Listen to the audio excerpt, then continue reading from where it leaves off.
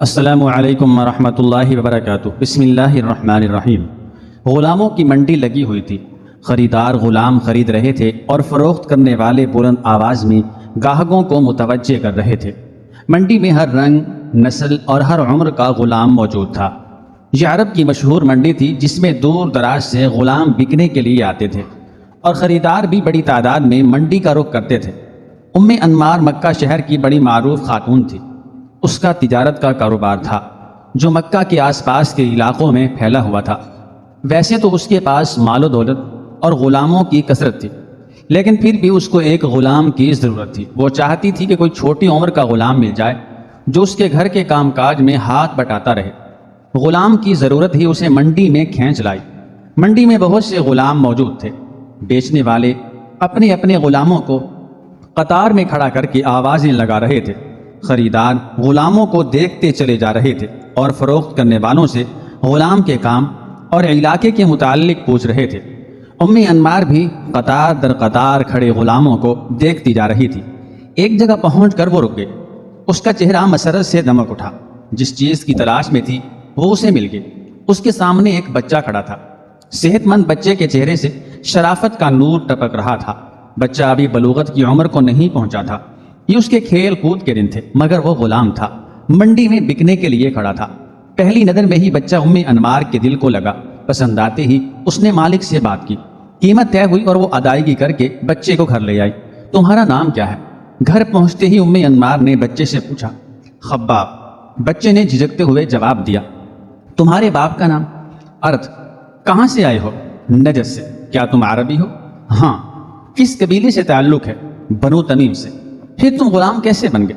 خباب کی آنکھوں میں اداسی چھا گئی۔ اسے اپنے بچپن کے حسین دن یاد آ گئے جب وہ اپنے ہم عمر بچوں کے ساتھ کھیلا کرتا تھا، ماں باپ اور بہن بھائیوں میں خوش رہتا تھا۔ وہ آزاد تھا، جو چاہتا کھاتا، جو پسند آتا وہ کرتا۔ تم مکہ کے سوداگروں کے ہاتھ کیسے آئے اور یہاں منڈی میں کیسے؟ انمار نے دوبارہ پوچھا تو خباب خیالات کی دنیا سے باہر آ گیا۔ انمار کے سوال پر اس نے ایک سرد آہ بھری، پھر دکھی لہجے میں بولا، کچھ عرصہ پہلے کی بات ہے۔ بنو تمیم کے جس محلے میں ہم رہتے تھے، عرب کے کچھ لٹیروں نے اس محلے پر حملہ کر دیا۔ ڈاکوؤں نے گھروں میں موجود تمام سامان لوٹا، بڑے مردوں کو قتل کر دیا اور عورتوں اور بچوں کو قید کر کے اپنے ساتھ لے گئے۔ میں جس ڈاکو کی قید میں تھا اس نے مجھے ایک آدمی کے ہاتھ بیچ دیا اور میں آزاد آدمی سے غلام بن گیا۔ جس آدمی نے مجھے خریدا اس نے کچھ دیر اپنے پاس رکھا، پھر اگلے آدمی کے ہاتھ بیچ دیا۔ اسی طرح بکتے بکاتے میں اس منڈی میں پہنچ گیا اور آج آپ مجھے خرید کر لے آئی ہیں۔ انمار نے خباب کی درد بھری کہانی سنی تو اداس ہو گئی۔ خباب کی عمر چھوٹی تھی۔ چھوٹی عمر میں ہی اس نے بہت دکھ درد سہے اور کئی افراد کی غلامی میں رہ کر بہت کچھ سیکھ لیا۔ اس میں صلاحیت تھی اور وہ کچھ کرنے کا عزم بھی رکھتا تھا۔ انمار نے اس کی صلاحیتوں کو بھانپ کر اپنا ارادہ بدلا اور گھر کا کام کاج کروانے کی بجائے اسے مکہ کے مشہور اسلحہ ساز آدمی کا شاگرد بنا دیا۔ وقت گزرتا گیا اور خباب آہستہ آہستہ اسلحہ سازی میں مہارت حاصل کرتا رہا۔ پھر ایک روز وہ بھی آیا کہ خباب ایک ماہر اسلحہ ساز بن گیا۔ لوگ دکان پر آ کر اس کی تلواریں دیکھتے اور پسند کرتے تھے۔ جب اسے تلوار بنانے میں اس قدر مہارت ہو گئی کہ وہ اکیلا کام کر سکتا تھا اور عرب میں اس کی تلواریں بھی مشہور ہو گئیں، تو انمار نے اس بازار میں ایک دکان کرایہ پر لی اور خباب کو اس دکان پر تلوار بنانے اور بیچنے کا کام سونپ دیا۔ انمار نے جس خباب کو چھوٹی عمر میں منڈی سے خریدا تھا، اب وہ جوانی کی حدوں کو چھونے لگا تھا اور مکہ میں اس کی شہرت دن بدن پھیل رہی تھی۔ ایک روز خباب دکان پر ہی تھا کہ اس کے پاس قریش کا ایک آدمی آیا۔ اس نے کہا، خباب، سنا ہے بنو ہاشم کے ایک نوجوان نے نبی ہونے کا دعویٰ کیا ہے، کیا واقعی؟ خباب نے بے یقینی کی کیفیت میں پوچھا۔ ہاں، بڑی عجیب باتیں کرتا ہے کہ یہ بت کسی کو کوئی نفع یا نقصان نہیں دیتے، سب کام اللہ کرتا ہے جو آسمانوں پر ہے۔ اس نے سب کو پیدا کیا ہے، لہٰذا بتوں کی بجائے اس اکیلے اللہ ہی کی عبادت کرنی چاہیے۔ خباب نے قریش کے نوجوان کو کچھ جواب تو نہ دیا، البتہ یہ ارادہ کر لیا دل میں کہ میں اس آدمی سے ضرور ملوں گا۔ یہ تو بڑی حکمت کی باتیں ہیں۔ اسی شام خباب نے دکان بند کی تو انمار کے گھر جانے کی بجائے سیدھے اس جگہ پہنچے جہاں نبی اکرم صلی اللہ علیہ وآلہ وسلم اپنے اصحاب کے ساتھ بیٹھے ہوئے تھے۔ خباب چپ چاپ چھوٹی سی مجلس میں بیٹھ گئے اور باتیں سننے لگے۔ انہیں وہاں بیٹھے زیادہ دیر نہ گزری تھی کہ نبی اکرم صلی اللہ علیہ وآلہ وسلم کی باتوں نے اپنا اثر دکھانا شروع کر دیا۔ دین اسلام کی سچی باتیں دل میں گھر کر گئیں تو وہ مجلس میں اٹھے اور پکار کر کہا، میں گواہی دیتا ہوں کہ اللہ کے سوا کوئی معبود نہیں اور محمد صلی اللہ علیہ وآلہ وسلم اللہ کے بندے اور رسول ہیں۔ خباب نے اسلام قبول کیا تو اسے چھپانے کی بجائے علی الاعلان کہا کہ آج کے بعد میں مسلمان ہوں۔ یہ اعلان بنو خزاعہ کے ایک نوجوان نے سنا تو بھاگم بھاگ ام انمار کے پاس گیا اور کہا، ام انمار، تمہیں خبر ہے کہ تمہارے غلام نے کیا کام کیا ہے؟ کیوں کیا کیا ہے خباب نے؟ خباب بے دین ہو گیا ہے، نوجوان نے بے دھڑک جواب دیا۔ یہ سنتے ہی ام انمار کا چہرہ غصے سے سرخ ہو گیا۔ ام انمار اپنے بھائی سبا بن عبد العزہ کے پاس گئی اور اسے تمام صورتحال سے آگاہ کیا۔ سبا بھی خباب کے ایمان لانے کی خبر سن کر سیخ پا ہو گیا۔ وہ اس وقت تیز سے اٹھا اور خباب کی دکان پر پہنچ گیا۔ خباب، سنا ہے تم بے دین ہو گئے ہو؟ نہیں، ایسی بات تو نہیں، بلکہ میں تو اب دیندار ہوا ہوں۔ حضرت خباب رضی اللہ تعالی عنہ نے نرمی سے جواب دیا، کیا تم نے بنو ہاشم کے نوجوان محمد صلی اللہ علیہ وآلہ وسلم کی پیروی نہیں شروع کر دی؟ سبا نے تل ملاتے ہوئے سوال کیا، ہاں یہ بات تو ہے، اصل میں بے دین نہیں ہوا، بلکہ میں تو اللہ وحدہ لا شریک پر ایمان لایا ہوں۔ اب چونکہ میں ایک اللہ کو اپنا اللہ مانتا ہوں، اس لیے میں نے تمام بت بھی پھینک دیے ہیں۔ حضرت خباب رضی اللہ تعالی عنہ ابھی اپنا جواب بھی مکمل نہ کر پائے تھے کہ سبا نے انہیں مارنا شروع کر دیا۔ وہ خباب کے اسلام کا یوں اظہار اور اپنے خداؤں کی نفی برداشت نہ کر سکا۔ سبا کے ساتھ جو لڑکے آئے تھے انہوں نے بھی جو ہاتھ آیا دکان سے اٹھایا اور حضرت خباب رضی اللہ تعالی عنہ کو پیٹنا شروع کر دیا۔ حضرت خباب رضی اللہ تعالی عنہ کو ہر طرف سے گھونسوں، ڈنڈوں، لوہے کی سلاخوں سے پیٹا جا رہا تھا اور ظالموں نے انہیں اس قدر مارا کہ وہ اتنی مار برداشت نہ کر سکے، لڑکھڑا کر گرے اور بے ہوش ہو گئے۔ ان کے جسم پر ہر طرف زخموں کے نشان تھے اور ان سے خون بہ رہا تھا۔ حضرت خباب رضی اللہ تعالی عنہ اپنی دکان پر بے ہوش پڑے تھے۔ انہیں اسلام قبول کرنے کی وجہ سے پڑنے والی مار کی خبر پورے مکہ میں گھوم رہی تھی۔ ایک غلام کی جرت اور انہیں یوں مارنے پر جو سنتا وہ حیرت میں ڈوب جاتا۔ قریش کے سرکردہ لوگوں تک خبر پہنچی تو وہ بھی حیران ہوئے۔ جب سے محمد صلی اللہ علیہ وآلہ وسلم نے اپنے دین کی دعوت شروع کی ہے، تب سے کئی آدمی اس کے ساتھ ملے تو ہیں، لیکن یوں علی الاعلان، یوں پرملا ہمارے بتوں کو برا کہنے کی جرت آج تک کنہیں نہیں ہوئی۔ ایک لوہار غلام سے یہ توقع ہرگز نہ تھی۔ قریش کے سردار نے مجلس میں بیٹھے آدمی سے کہا۔ اسی روز قریش کے تمام سردار خانہ کعبہ کے پاس جمع ہو گئے۔ انہیں جب کوئی اہم فیصلہ کرنا ہوتا تھا تو مشاورت کے لیے وہ اس جگہ جمع ہوتے تھے۔ میٹنگ شروع ہو گئی کہ اس نوجوان سے کیسے نمٹا جائے تاکہ کسی اور کو ہمارے خداؤں کی توہین کرنے کی جرت نہ ہو۔ اجلاس کی صدارت ابو سفیان بن حرب، ابو جہل اور مغیرہ کا بیٹا ولید کر رہے تھے، جبکہ سرداروں کے علاوہ خباب کی مالکہ ام انمار اور اس کا بھائی سبا بھی تھا، اپنے حواریوں کو لیے بیٹھا تھا۔ ابو جہل نے غصے سے بھرے لہجے میں کہا، محمد صلی اللہ علیہ وآلہ وسلم کی دعوت دن بدن پھیل رہی ہے، اسے روکنے کا ایک ہی طریقہ ہے کہ اس قبیلے کا فرد محمد صلی اللہ علیہ وآلہ وسلم کے دین پر ایمان لائے۔ وہ قبیلہ نہ صرف اس نوجوان کا بائیکاٹ کرے بلکہ اسے ہر طریقے سے اس بات پر آمادہ کرے کہ وہ محمد صلی اللہ علیہ وآلہ وسلم کا دین چھوڑنے پر مجبور ہو جائے، چاہے اسے مارنے کی نوبت ہی کیوں نہ آئے۔ ابو جہل اسلام اور حضرت محمد صلی اللہ علیہ وآلہ وسلم کے خلاف اپنی نفرت کا اظہار کر کے چپ ہوا تو مجلس میں خاموشی چھا گئی۔ کسی کو اس بات سے کوئی اختلاف نہ تھا، گویا کہ سب کی بات اکیلے ابو جہل نے کہہ دی تھی۔ جو ہی مجلس ختم ہوئی، فیصلے کے تحت سبا بن عبد العزہ نے اپنے قبیلے کے سرکش نوجوانوں کو ساتھ لیا اور حضرت خباب رضی اللہ تعالی عنہ کے پاس جا پہنچا۔ آپ رضی اللہ تعالی عنہ روز کی طرح دکان پر بیٹھے تلواریں بنا رہے تھے۔ سبا نے دکان پر جاتے ہی گرجدار آواز میں کہا، خباب ہمارے ساتھ چلو۔ حضرت خباب رضی اللہ تعالی عنہ غلام تھے، لہذا چپ چاپ اس کے ساتھ چل دیے۔ سبا حضرت خباب رضی اللہ تعالی عنہ کو لے کر مکہ سے باہر کھلے میدان میں آ گیا۔ دوپہر کا وقت تھا اور گرمی کے دن سورج کی تپش سے میدان میں پڑے ریت اور پتھر جھلس رہے تھے۔ خباب کپڑے اتار دو، سبا نے غصیلے لہجے میں حکم دیا۔ حضرت خباب رضی اللہ تعالی عنہ نے قمیص اتار دی۔ یہاں لیٹ جاؤ، سبا نے گرم ریت کی طرف اشارہ کرتے ہوئے کہا۔ حضرت خباب رضی اللہ تعالی عنہ چپ چاپ جلستی ہوئی ریت پر لیٹ گئے۔ سبا نے پاس کھڑے لڑکوں کو اشارہ کیا، وہ اشارہ پاتے ہی ایک بھاری بھرکم پتھر لائے۔ پتھر خباب کے سینے پر رکھ دو۔ سبا نے لڑکوں کو نیا حکم دیا۔ حکم پاتے ہی لڑکے بڑھے اور انہوں نے بھاری بھرکم پتھر حضرت خباب رضی اللہ تعالی عنہ کے سینے پر رکھ دیا۔ سبا نے لاٹھی اٹھائی اور حضرت خباب رضی اللہ تعالی عنہ کو پیٹنا شروع کر دیا۔ جب تھک گیا تو اس نے لڑکوں کو حکم دیا، وہ بھی بے رحمی سے حضرت خباب رضی اللہ تعالی عنہ کو پیٹنے لگے۔ آپ رضی اللہ تعالی عنہ نیم بے ہوشی کی حالت میں پڑے مار کھاتے رہے۔ ان کے جسم پر لگے زخموں سے خون رس رہا تھا۔ جب مارتے مارتے لڑکے بھی تھک گئے تو سبا حضرت خباب رضی اللہ تعالی عنہ کے پاس آیا۔ آپ رضی اللہ تعالی عنہ زخموں کی تاب نہ لاتے ہوئے کراہ رہے تھے۔ وہ مکروہ ہنستے ہوئے بولا، خباب اب بتاؤ محمد صلی اللہ علیہ وآلہ وسلم کے متعلق تمہاری کیا رائے ہے؟ حضرت خباب رضی اللہ تعالی عنہ نے جواب دیا، وہ اللہ کے بندے اور اس کے رسول ہیں، وہ ہماری طرف نبی بنا کر بھیجے گئے ہیں تاکہ ہمیں ہدایت کا راستہ دکھائیں اور نیکی کے کاموں کی طرف رہنمائی کریں۔ سبا نے سنا تو وہ آگ بگولا ہو گیا۔ وہ حضرت خباب رضی اللہ تعالی عنہ کو دوبارہ پیٹنے لگا۔ آپ رضی اللہ تعالی عنہ حق کی خاطر پھر مار کھانے لگے۔ مارتے مارتے سبا کی ہمت جواب دے گئی تو بولا، ہاں اب بتاؤ لات و عزیٰ کیا ہے؟ حضرت خباب رضی اللہ تعالی عنہ بولے، پتھر کے بت ہیں اور کچھ نہیں، یہ نہ کسی کو نفع دے سکتے ہیں اور نہ کسی کو کوئی نقصان پہنچا سکتے ہیں۔ سبا جواب سنتے ہی آپے سے باہر ہو گیا۔ تیش میں آ کر بولا، لڑکو ذرا اسے گستاخی کا مزہ چکھاؤ۔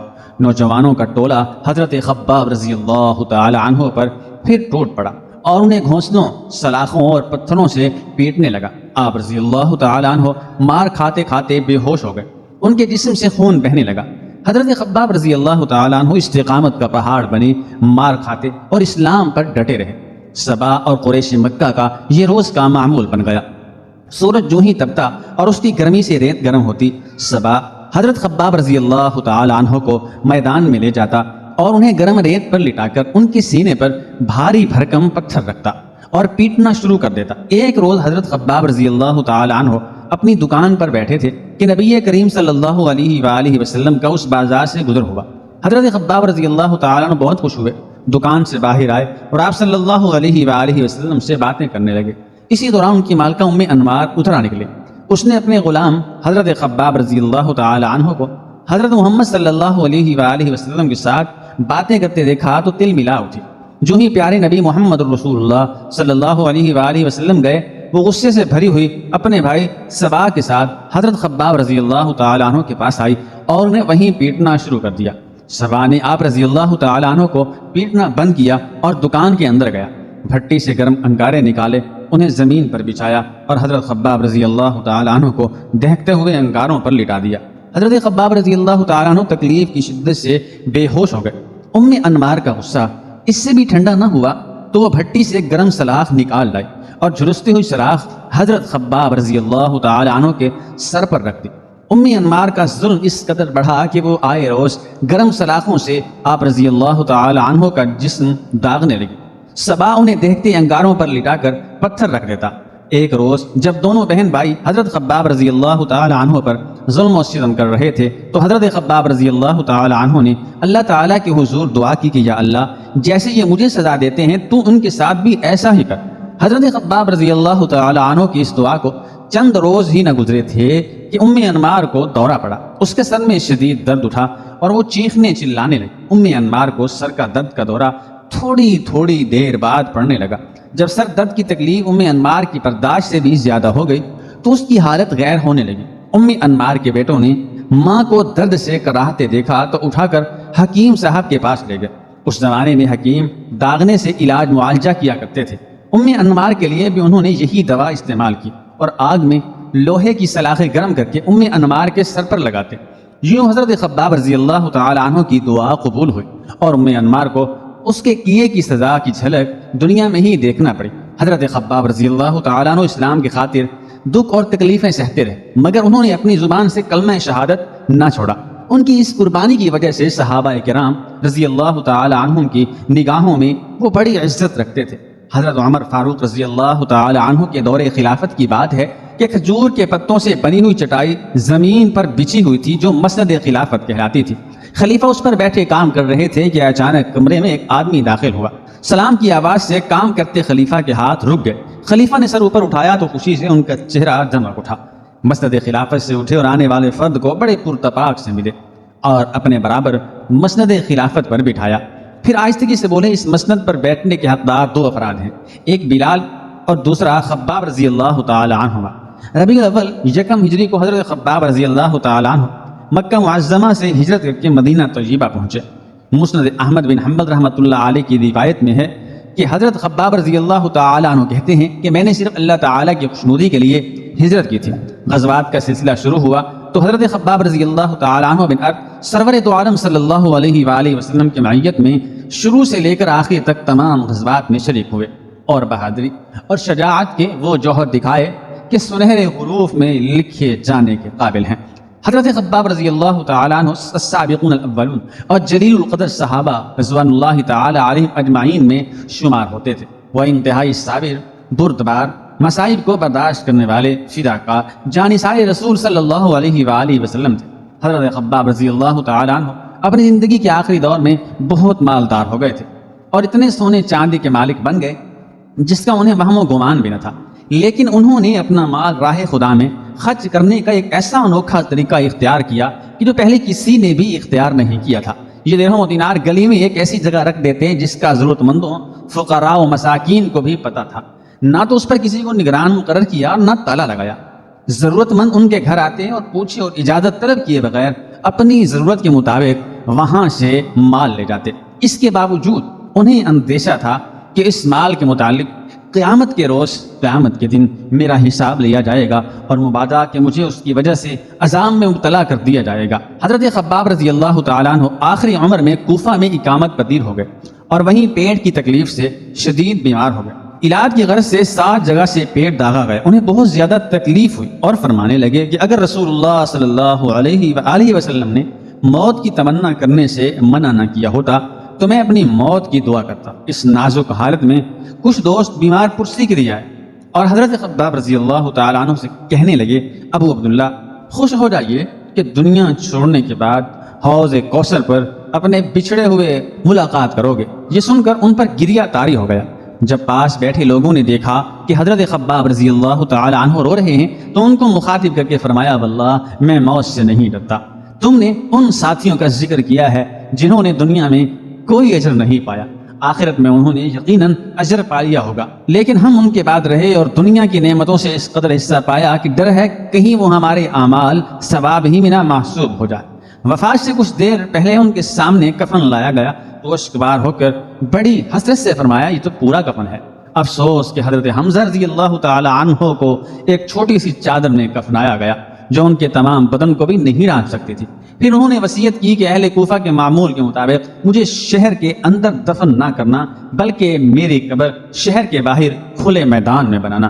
اس وصیت کے بعد انہوں نے اس دنیا فانی سے کوچ کیا اور اس وقت ان کی عمر مبارک 72 سال کے لگ بھگ تھی، 72 سال یعنی تھی، اور وصیت کے مطابق شہر سے باہر سپرد خاک کیا گیا۔ اس کے بعد اہل کوفہ نے بھی اپنی میتوں کو یہاں دفن کرنا شروع کر دیا۔ سیدنا حضرت علی المرتضیٰ رضی اللہ تعالیٰ عنہ جنگ صفین کے بعد 37 ہجری میں اپنے دارالخلافہ کوفہ واپس تشریف لائے تو شہر کے باہر آپ رضی اللہ تعالیٰ عنہ کی نظر 7 قبروں پر پڑی۔ لوگوں سے پوچھا یہ کس کس کی قبریں ہیں؟ جب ہم کوفہ سے چلے تھے تو یہاں کوئی قبر نہ تھی۔ جواب ملا، اے امیر المومنین، وہ پہلی قبر حضرت خباب رضی اللہ تعالیٰ عنہ بن ارد کی ہے جنہیں ان کی وصیت کے مطابق سب سے پہلے یہاں دفن کیا گیا، باقی قبریں دوسرے لوگوں کی ہیں۔ یہ سن کر حضرت علی رضی اللہ تعالی عنہ کی آنکھیں اشک بار ہو گئیں۔ حضرت خباب رضی اللہ تعالی عنہ اور دوسرے اہل قبور کے لیے دعائے مغفرت کی اور اپنے وقت کے اس برگزیدہ ترین انسان کی زبان سے بے ساختہ الفاظ جاری ہو گئے، خباب رضی اللہ تعالی عنہ پر اللہ تعالی کی خاص رحمت ہو۔ وہ برضا و رغبت اسلام لائے اور اپنی خوشی سے ہجرت کی، ساری زندگی جہاد میں گزاری اور راہ حق میں سخت سے سخت تکلیفیں اٹھائیں، مصیبتیں اٹھائیں۔ اللہ تعالیٰ نیکوکاروں کے اعمال ضائع نہیں کرتا۔ خدا بند کریم ان کی لہر پر کروڑ ہار رحمتیں نازل فرمائے، آمین یا رب العالمین۔